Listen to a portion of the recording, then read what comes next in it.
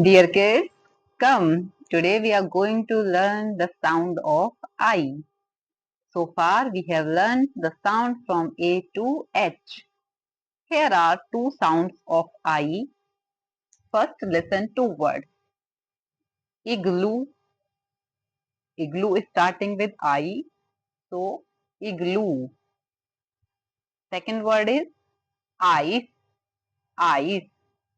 So both words are starting with I, but you can feel two different sounds.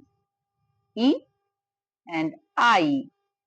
So one sound of I is E, like igloo, and second sound is long I sound, that is I, like in ice. First we will learn short I sound. In, pin,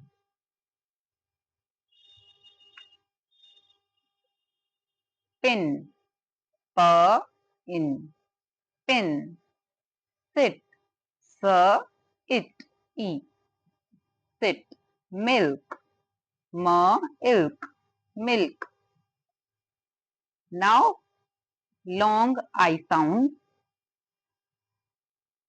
ice, ice, kite, kite, kite, bike, ike, bike, light, light, light.